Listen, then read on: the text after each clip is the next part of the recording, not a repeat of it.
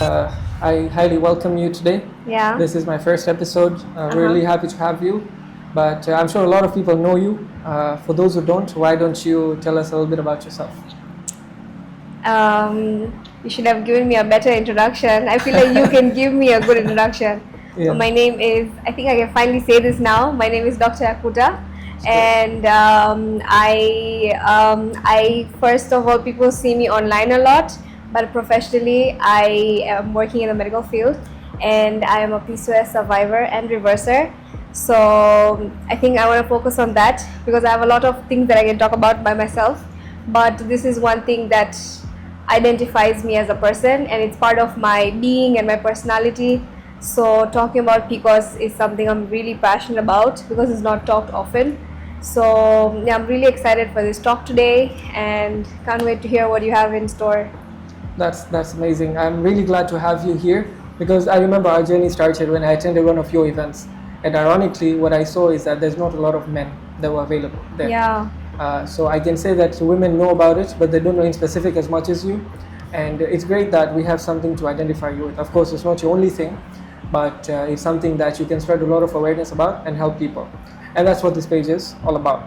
So regarding PCOS, regarding PCOS, for example, why don't you tell us a little bit about your journey and how it started? What made you realize that you had PCOS? Just a general overview, and then I'll be asking you questions in the middle to get a better clarification. Okay. I didn't really know what PCOS is. I didn't know anything about it. When I first started my period, everyone gets told the same thing, that it just appears out of nowhere, it's going to be painful, it's going to be long, you're going to bleed. But my first experience was very horrible because I bled for almost like 10 days and then it never came again for like 10 months. So that was very concerning, and my mother was educated enough to pick on it and be like, okay, this is not normal. So she took me to the doctor, and 16 is a very, not even 16, maybe like 14 is a very young age to detect any hormonal abnormalities in a girl. So they just told my mom that it's normal, girls go through this, it's beginning of her womanhood, so it's going to be it's going to come back, it's going to be normal eventually. So we went back, and then with time it just got worse. I would get my period anywhere, suddenly in school, and it would soil my clothes, and I'm like, I shouldn't be bleeding this much, like this is not normal. And then later on, by the time I was 16 is when I got to see a doctor, another one, and they were like, it might be PCOS. And that's when I first heard about it. I started reading more about it. I was crying because I was just a young girl who didn't know what all of this is. And then the thoughts go back to, will I ever be able to be normal? Is this why people don't want to be friends with me? Like, this is why I'm fat? Is this why I have all these things growing? And then just eventually it took a toll on me, but then there came a time where I was like, enough. And the solution is literally just changing my lifestyle, changing my mentality. And the day that I accepted it, it became part of me. And I don't feel shy in saying that I have PCOS. And I took control of my situation, and I have control over it, and I have control of what other people think about me. So I think that is where it took a 360-degree turn, and today I am where I am. Somebody told me that I would never be able to become a doctor because it's a stressful life, because stress triggers PCOS even more. But today I managed to survive 5 years of medical school. I'm doing my internship and it's going quite well. So that's pretty much my journey. I can say it's a great journey, and I'm sure what you've achieved in this small span of time, although it started off much younger, but I'm sure that you look forward to what is coming next.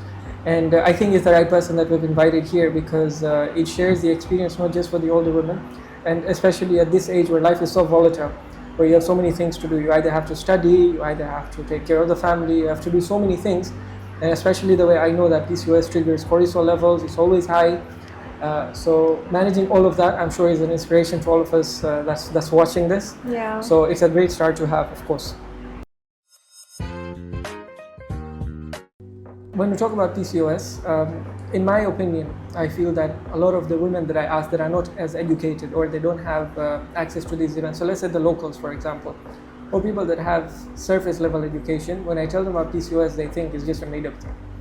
So considering we're here to talk about it, why don't you tell me some of the symptoms that you faced that you think is, like you said, the period irregulation, the hormonal issues, which I want to get to next. But why don't you tell me some of the symptoms, and is it just dependent on one person that they have the specific set of symptoms, or is it more of a generalized approach when it just comes to how women face PCOS and what are the symptoms in them? Okay, so medically, how we diagnose PCOS, there's I can't think of it right now, but there's three main things that we look at. First one is anovulation, which is not getting your period or irregular periods. Second one is male pattern symptoms like facial hair or balding and things like that, thinning of the hair. And then third thing we look at is the ultrasound test. We make sure we confirm the diagnosis by looking at the ultrasound that the ovaries have cysts or not. So the full form is polycystic ovarian syndrome, and it can also progress to a disease which is called polycystic ovarian disease. The syndrome is basically a collection of symptoms. Like a lot of people have, like when they hear syndrome, means like it is a collection of symptoms that does not have a specific target. And with PCOS, it is mostly hormonal. So hormones travel all of our blood, so there's no specific target that this is where it's going to affect. It's going to affect anywhere and everywhere. So the ones that I told you are the main symptoms. Now it's different from woman to woman, because you could also hear a lot of women saying they're having so much hard time losing weight. That's the biggest complaint. I can't lose weight.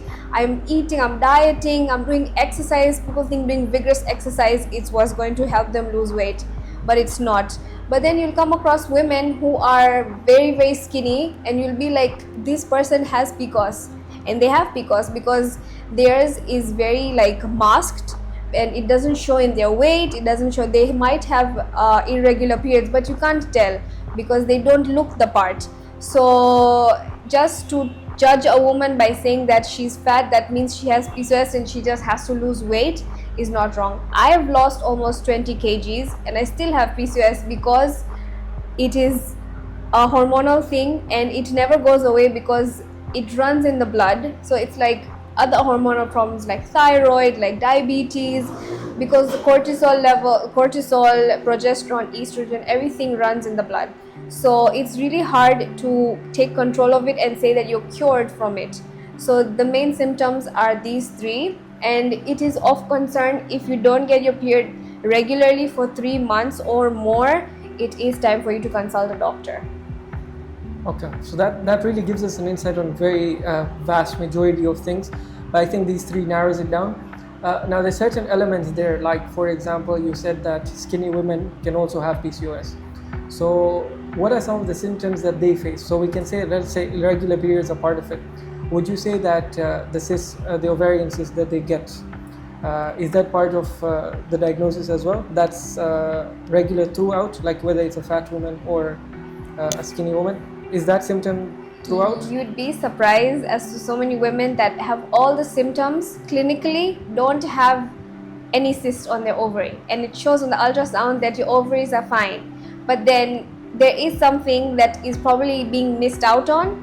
But then what shows, like there's some diseases that if you see them, you'll be like, this is there for sure. But on the test, it doesn't show. Sometimes you could have a bacterial infection and your blood reports remain normal. So the body is very tricky, and everybody's body has a different way to respond to a certain disease or a syndrome or infection. So like most women, I'll say generally, let's say 80% women have a problem with this central obesity. It means that the fat accumulates around the arms, stomach area, thighs. So it makes it really difficult to lose that weight because that's where mostly of our fat stores are as women. So all that fat gets accumulated more and becomes stubborn fat that is hard to get rid of.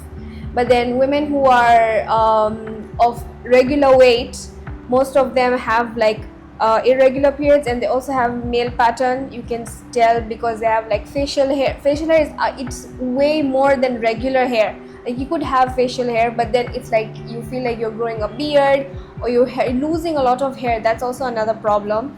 So a lot of women go through this losing of a lot of hair, they have bald spots. So there are other symptoms such as fatigue, like you wake up in the morning, you feel like you've gotten 8 hours of sleep, but as soon as you wake up, you're like, I just want to go back to sleep.